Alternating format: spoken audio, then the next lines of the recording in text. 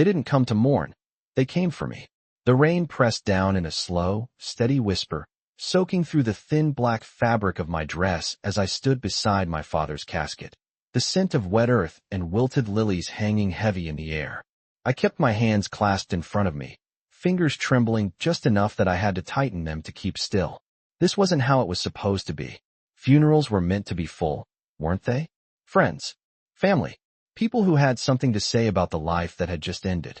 But there were only 6 chairs set out behind me, and only 2 of them were occupied, my elderly neighbor and the pastor who barely knew my dad's name. Everyone else had found a reason not to come. Or maybe they had been given one. I swallowed hard, my throat burning as I stared at the polished wood of the casket, trying to remember the last thing my father had said to me, trying to hold on to something that felt real before everything slipped away completely.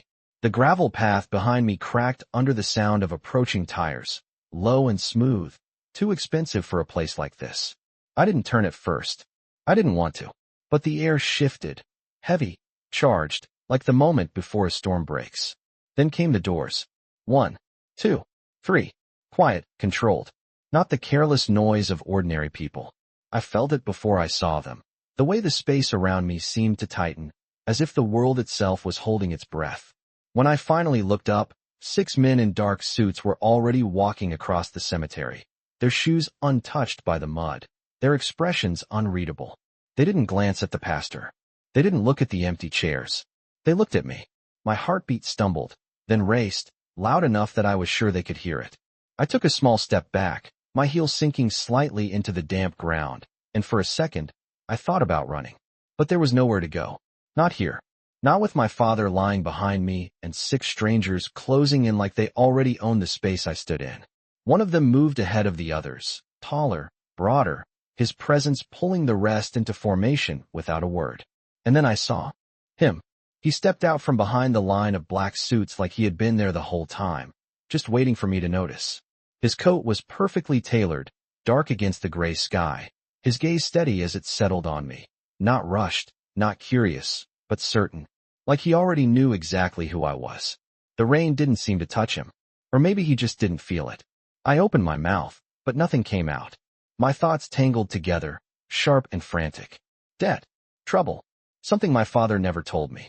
My fingers tightened against the fabric of my dress as the man stopped just a few feet away, close enough that I could see the faint line of a scar near his temple, close enough that I felt the quiet weight of his attention press against my skin. No one else moved. No one else spoke. The entire world narrowed to the space between us. And that's when I realized they hadn't come for him. They had come for me. I could not feel my hands anymore. Not from the cold, not from the rain, but from the way his presence seemed to drain everything else out of me, leaving only the sharp awareness that I was standing in front of someone who did not belong in a place like this, and yet somehow owned it anyway. He did not speak right away. He just looked at me, his eyes steady, measuring, as if he was confirming something he had already decided long before stepping onto this cemetery. The silence stretched, thick and suffocating, until I could not take it anymore. I do not have anything, I said, my voice barely steady, but it was the only thing I could hold on to. If this is about money, I do not have any. My dad, he did not leave anything behind. The words tasted bitter, like admitting failure out loud made it more real. The man's expression did not change. Not surprise. Not disappointment. Nothing. Just that same quiet focus, as if my fear was expected, even anticipated.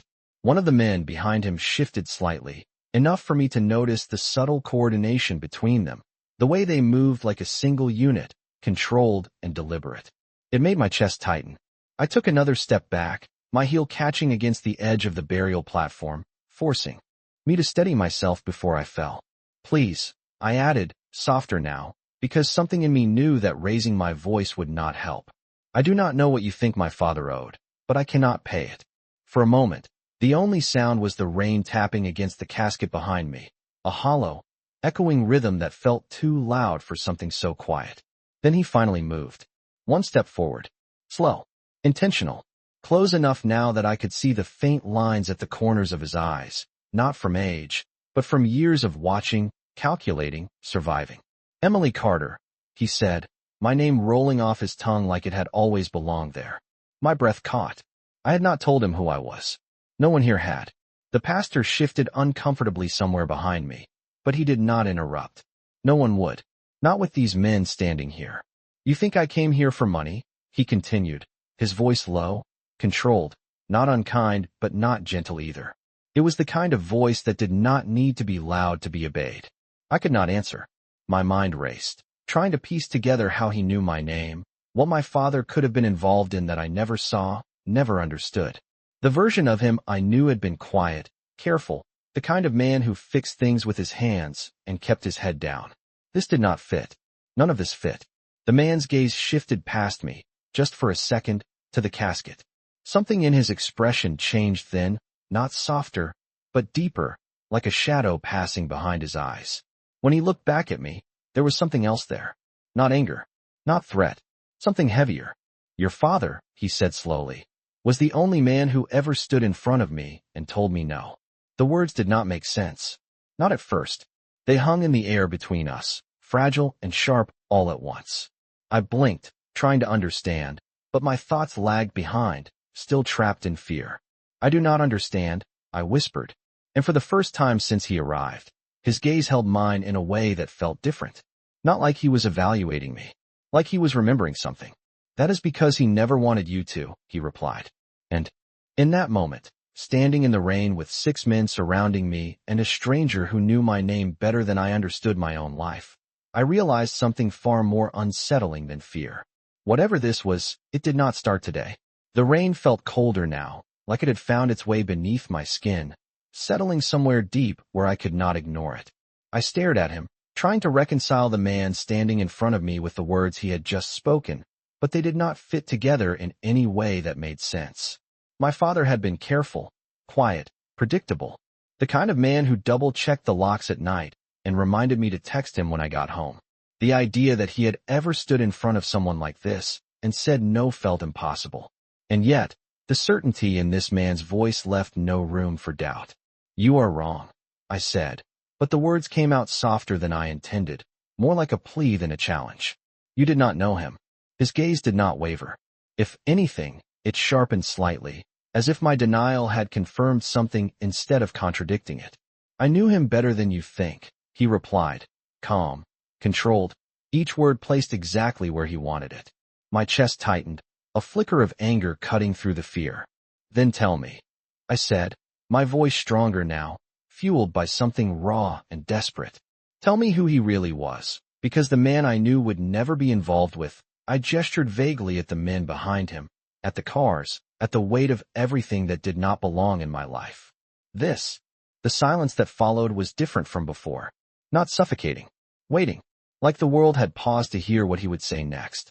He glanced once more at the casket, and for a brief second, the hard lines of his expression shifted, not enough to soften, but enough to reveal something underneath. Respect. It was subtle, almost invisible, but it was there. When he spoke again, his voice carried something heavier than authority. Your father was a mechanic, he said. A good one. Careful. Precise. The kind of man who fixed things the right way, not the fast way. My breath caught, because that part was true. Every word of it. About 12 years ago, he continued, he was called to repair a vehicle that had no business being in his shop. My pulse quickened, a strange sense of recognition prickling at the edges of my memory. 12 years ago. That was around the time everything in our lives had changed. The time my father had started locking the doors twice. The time he stopped talking about work. He was told to do the job and forget what he saw. The man said, his eyes returning to mine. Most people would have. I swallowed, my throat dry despite the rain. But he did not. The words landed harder than anything else he had said, because I knew that about my father. I knew how stubborn he could be when something did not feel right. He refused to finish the repair. The man continued, his voice steady. He said the car was not safe, that whoever drove it would not make it out alive. My heart stuttered. That sounded like him. Exactly like him. And when they told him it was not his concern, the man added, he said something else. I leaned forward without realizing it, drawn in despite myself. What did he say? The man held my gaze, and for the first time, there was something unmistakable in his eyes. Not just memory. Meaning. He said that some things are not supposed to be ignored, he answered quietly. even if it costs you everything. The world seemed to tilt slightly, the ground beneath me no longer steady. That was something my father used to say. Not exactly those words, but close enough that it felt like hearing his voice echo through someone else's mouth. The people who brought that car in, the man went on, did not appreciate being told no. He paused, just long enough for the weight of that statement to settle. Not graphic, not detailed, but clear enough. My stomach twisted, a cold realization forming slowly, piece by piece. What does that have to do with you? I asked, my voice barely above a whisper. The man did not look away. I was in that car, he said. And just like that, everything I thought I knew about my father shifted. The words did not hit me all at once. They settled slowly, like the rain soaking deeper into the ground, until there was no part of me left untouched. I stared at him, searching his face for any sign that this was some kind of mistake, some twisted misunderstanding, but there was nothing there except certainty. No, I said, shaking my head before I even realized it. That is not possible. My voice sounded distant, like it belonged to someone else. My dad would have told me. He would not keep something like that from me. But even as I said it, doubt crept in, quiet and unwelcome. Because there had been changes. 12 years ago. The same time he mentioned. The same time everything in our lives had shifted in ways I never fully understood. He worked less after that. Slept less too. And there were nights when I would find him sitting at the kitchen table long after midnight, staring at nothing, like he was listening for something only he could hear. He did not tell you because he wanted you to have a life that was not tied to mine. The man said, his tone steady, not defensive, just factual. He made that very clear. My chest tightened. You expect me to believe that my father just, saved you, and then went back to pretending none of it happened? I asked, the edge in my voice returning, because anger was easier to hold on to than confusion. People do not just walk away from something like that. Most people do not, he agreed. Your father was not most people. The simplicity of that answer made it harder to argue. I pressed my lips together, trying to steady the storm inside me, but it only grew stronger. If what you are saying is true, I said slowly, then why are you here now? That was the question that mattered. Not the past. Not the story. Now. Today. This moment. His gaze held mine, unflinching. Because a debt was created that day, he said. And I do not leave debts unpaid. The word debt sent a chill through me, even though his tone had not changed. It still sounded like something heavy. Something unavoidable. I wrapped my arms tighter around myself, more for grounding than warmth. My father is gone, I said. Whatever you think you owe him, there is nothing left to settle. For a moment, he said nothing. The rain softened slightly, turning into a fine mist that blurred the edges of everything around us, as if the world itself was stepping back. Then he reached into his coat. The movement was smooth, unhurried, but it sent a ripple through the men behind him, their attention sharpening in unison. My breath caught, my body tensing instinctively, but he only pulled out a small object and held it between his fingers. A key. Old. Worn. The metal dulled with time. Your father kept this, he said, holding it out just enough for me to see clearly. He told me that if anything ever happened to him, I was to make sure you received it. My heart skipped, a strange, hollow feeling opening up inside my chest. I took a hesitant step forward, drawn to the object despite everything else. I have never seen that before, I whispered. That is because he did not want you to ask questions he could not answer, the man replied. I hesitated, then reached out slowly, my fingers brushing against his as I took the key. It was colder than I expected. Heavier too, like it carried more than just metal. What does it open? I asked, my voice barely above the sound of the rain. He watched me for a moment, his expression unreadable again, the brief glimpse of something human fading back into control. That, he said quietly, is something your father believed you would discover when the time was right. A chill ran down my spine, sharper than before, because this no longer felt like a story about the past. It felt like something unfinished, something waiting. I closed my fingers around the key, gripping it tighter than I needed to, and looked back up at him. And what happens now? I asked. The question hung between us, heavier than anything else that had been said. He did not hesitate this time. Now, he said, his voice calm but absolute. You do not face what comes next alone. And for the first time since he arrived, I was not sure if that was a promise or a warning. The key pressed into my palm like it was alive, like it carried a pulse I could almost feel if I held it tight enough. I stared down at it for a second too long, the dull metal catching what little light broke through the clouds, and for a moment everything else faded. The men, the rain, even him. Just me and this small, impossible piece of my father's life that I had never seen before. He trusted you with this? I asked, my voice quieter now, less defensive, more uncertain. Because that was the part that unsettled me the most. Not the story, not the past, the fact that my father had chosen him. The man in front of me did not answer right away. He watched me instead, as if measuring how much I was ready to hear. He trusted me to make sure you were not left unprotected, he said finally. The word unprotected landed differently than the others. It carried weight. Implication. My grip tightened around the key. From what? I asked. He did not look away. From the consequences of the choice he made. A chill moved through me, sharper than the rain, because this no longer sounded like something that had ended 12 years ago. This sounded like something that had been waiting. I shook my head slightly, trying to push back against the rising pressure in my chest. You keep talking like something is coming, I said. But nothing has happened. My dad lived a normal life. We had a normal life. Even as I said it, the words felt thinner than they should have. Like something underneath them had always been there, just out of sight. He took a small step closer, not enough to crowd me, but enough that his presence felt more immediate, more real. Normal is what he gave you, he said, not what he lived. The distinction settled heavily between us. I looked past him for a second, at the line of men standing still as statues, at the black vehicles waiting on the gravel path, at the empty chairs behind me that should have been filled with people who knew my father better than this stranger did. A flicker of something sharp and bitter rose in my chest. If any of this is true, I said, turning back to him, then why did he never tell me? Why leave me completely in the dark? My voice broke slightly on the last word, and I hated it. Hated that it made me sound small when everything inside me felt like it was breaking open. His expression did not soften, but something in his eyes shifted again, that same brief glimpse of something deeper.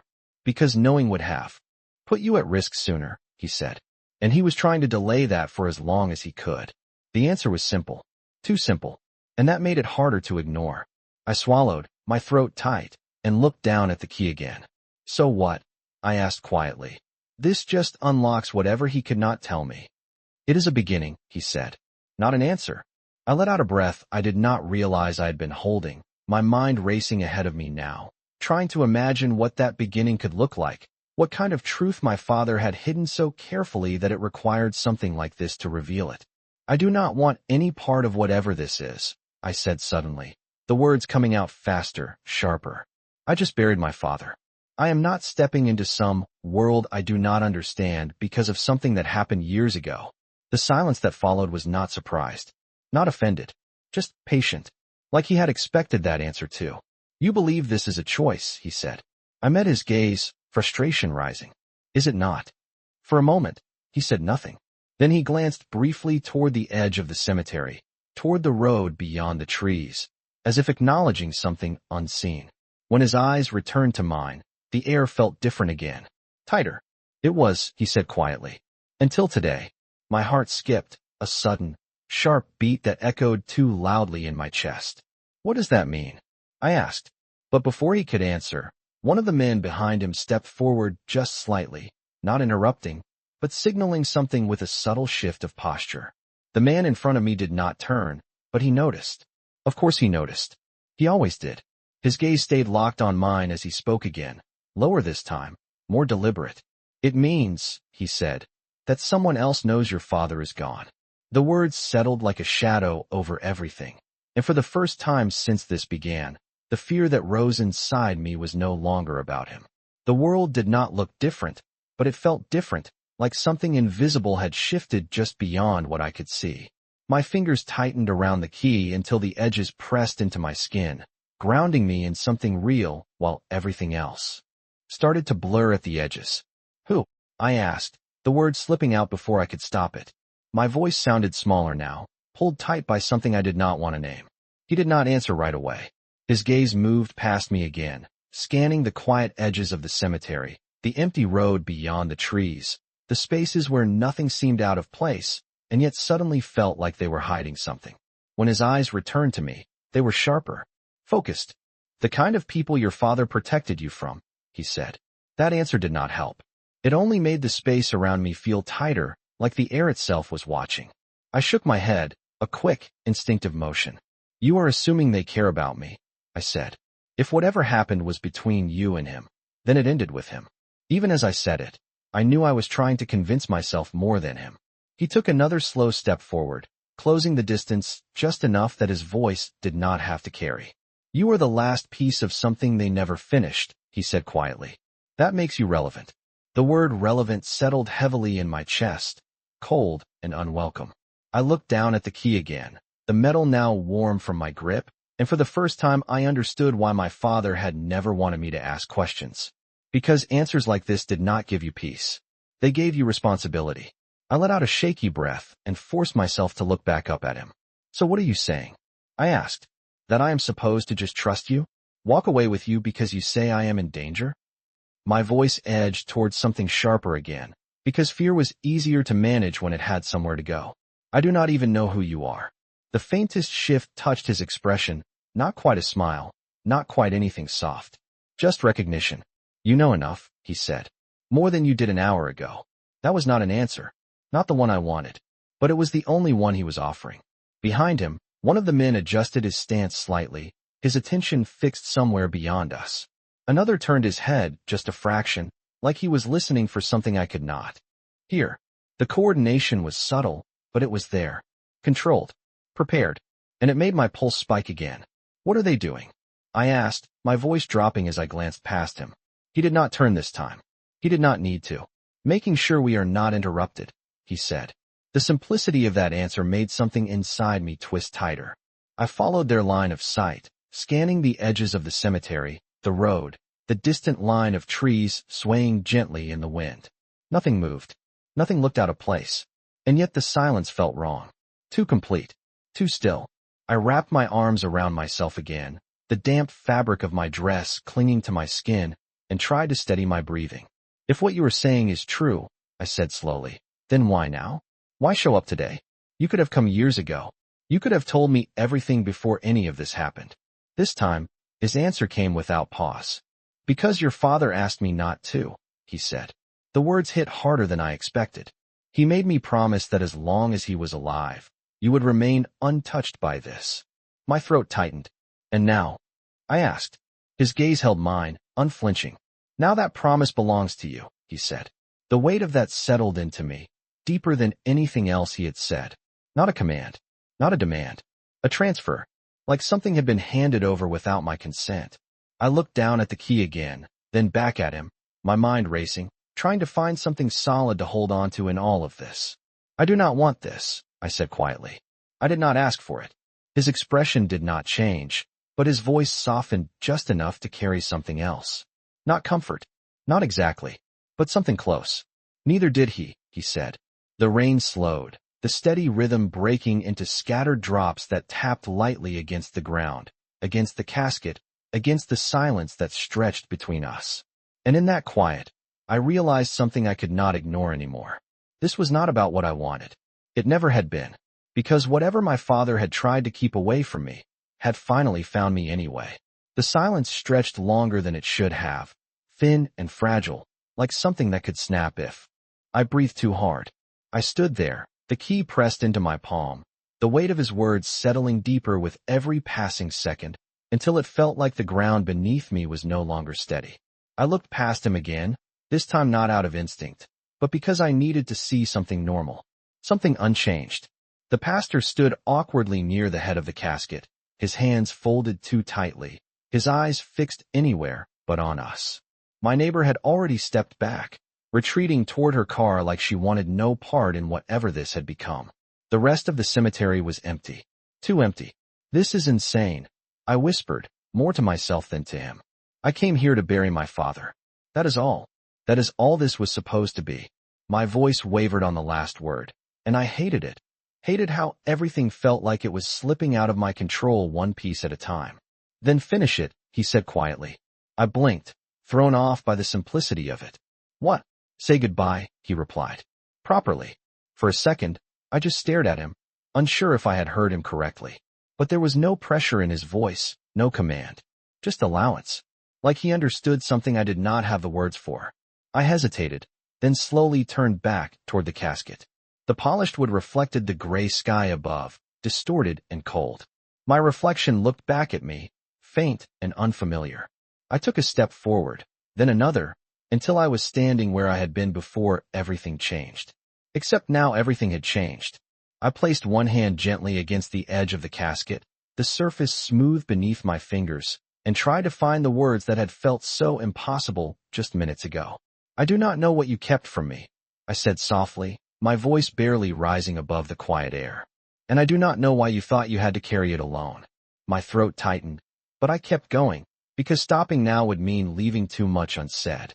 "But I do know you were trying to protect me, even if I do not understand from what." I swallowed hard, my eyes burning, but no tears came.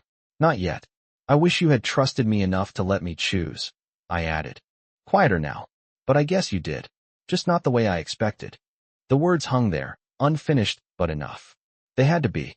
I let my hand linger for one more second, then stepped back slowly, the distance between me and the casket feeling larger than it should have. When I turned around again, he was still there, exactly where I had left him, watching, waiting, as if nothing else existed beyond this moment. "Is that it?" I asked, my voice steadier now, even if everything inside me was not. "Is that all the time I get?" His gaze did not soften, but something in it shifted again, just slightly. "It is the time you have," he said. That answer settled into me differently than the others. Not harsh, not cold, just true. I glanced once more at the casket, committing it to memory in a way I knew I would carry for the rest of my life. Then I looked back at him. "If I walk away with you," I said slowly, choosing each word carefully, "there is no going back, is there?" It was not really a question. We both knew that. But I needed to hear it anyway. He did not hesitate. "No," he said. The honesty of it cut through everything else. No false promises. No illusion of control. Just the truth. I let out a slow breath, my grip tightening around the key again, grounding myself in the only piece of certainty I had left. Then, without fully understanding why, I took a step forward. Not toward the casket. Toward him. The movement was small, almost nothing, but it shifted everything. The men behind him adjusted subtly, the space around us recalibrating as if it had been waiting for that single decision. I stopped just short of him, close enough now that the distance no longer felt like a barrier. "Then you better be right," I said quietly, meeting his gaze. "About me needing protection." For the first time since he arrived, there was something in his expression that almost resembled approval. Not for my words. For my choice. "I am," he said. And as the last drops of rain faded into silence, I realized something I had been too afraid to admit until now. I was not stepping into his world because I trusted him. I was stepping into it because something out there had already decided I belonged in it. The moment I stepped closer, everything around me seemed to shift into place, like a silent agreement had been made without a single word spoken. The men behind him did not move much, but I felt it, the subtle tightening of their formation, the way their attention sharpened not just on me, but on everything beyond the edges of the cemetery. It was no longer just about standing here. It was about leaving. He turned slightly, just enough to signal something to the man closest to him, and within seconds, one of the black vehicles rolled forward along the gravel path, its engine low and controlled, stopping a few feet away as if it had been waiting for this exact moment. I hesitated, not because I had changed my mind, but because the finality of it settled in all at once. The casket behind me, the life I had known, the version of myself that believed the world was simple, predictable, safe if you followed the rules. All of it stayed where I was standing. I tightened my grip on the key, the metal pressing firmly into my palm, and forced myself not to look back again. If I did, I might not move at all. "Where are we going?" I asked, my voice steady enough to hide the tension building underneath. He did not answer immediately. Instead, he stepped aside slightly, creating a clear path toward the waiting car. "Somewhere you can ask questions without being watched," he said. The words sent a quiet chill through me. Watched. I glanced instinctively toward the trees again, toward the empty road, toward the spaces that still looked harmless but no longer felt that way. "And you are sure we are not already being watched?" I asked. This time, There was the faintest hint of something in his expression. Not amusement. Not exactly. Just confidence. I am certain, he said. It was not arrogance. It was something more controlled than that. Like certainty built on experience, not assumption. I nodded slowly, even though I was not sure I fully believed it. But I believed him enough. Enough to take another step forward.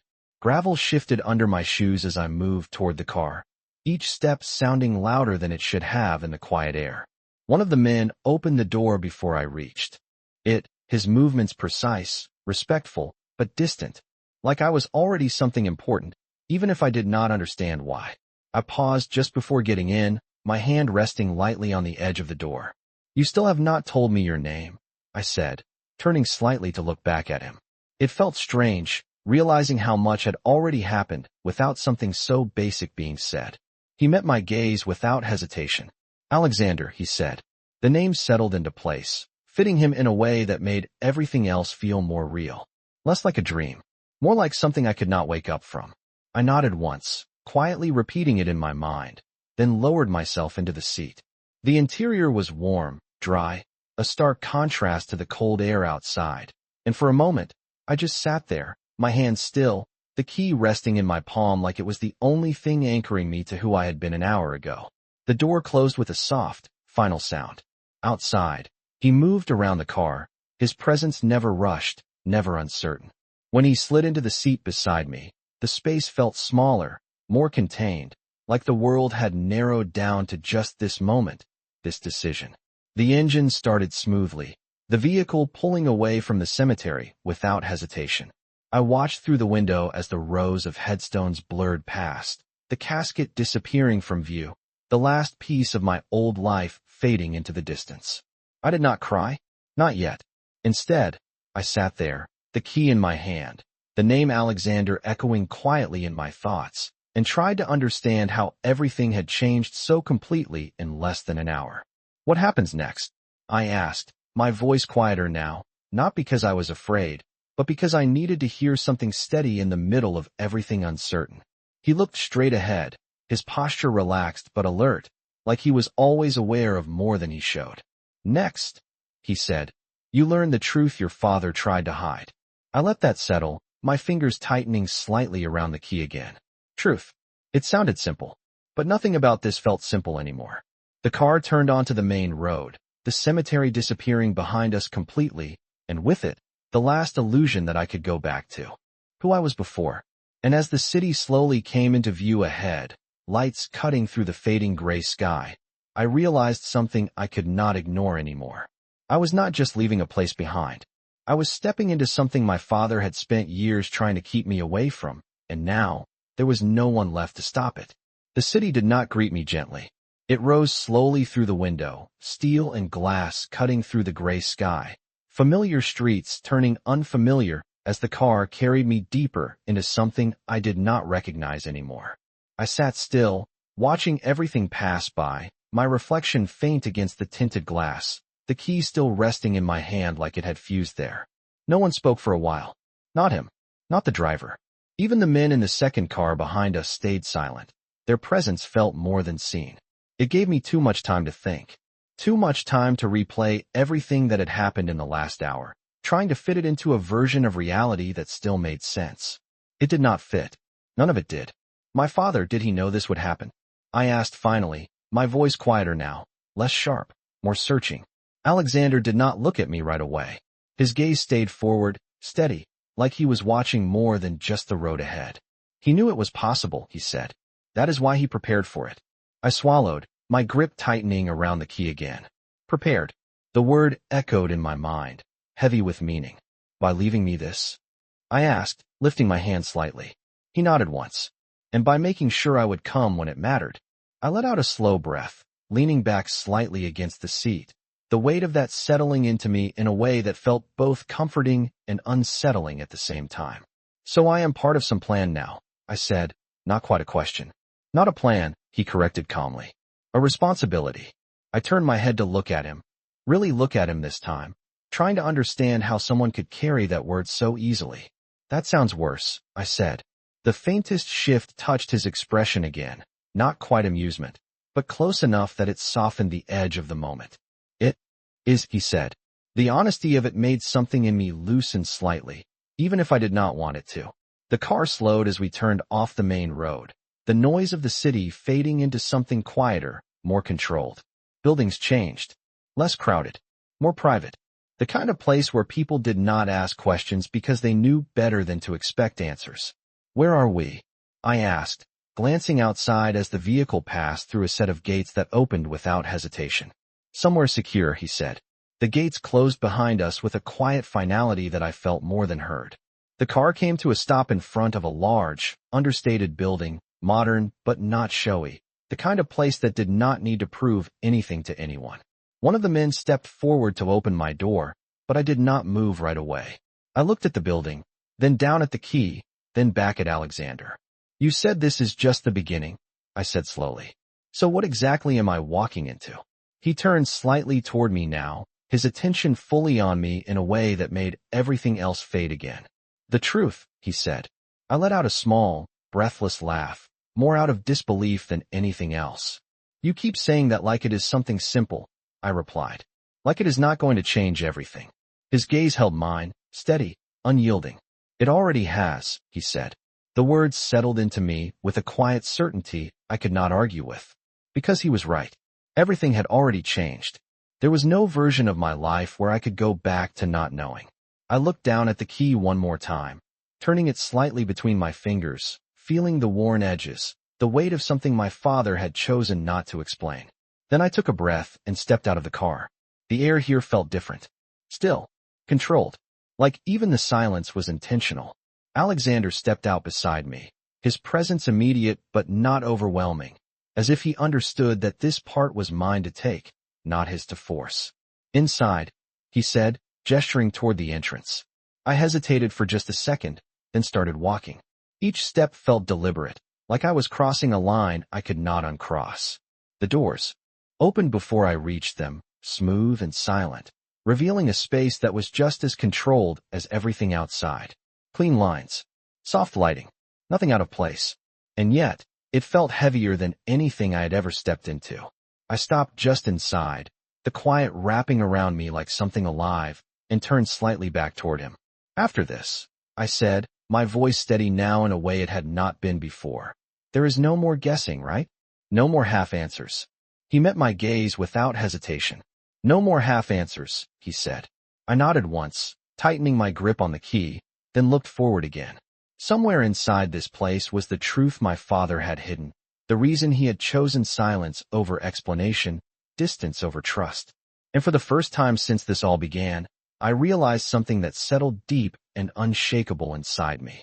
I was not afraid of the man standing beside me anymore. I was afraid of what I was about to become once I understood why he was there.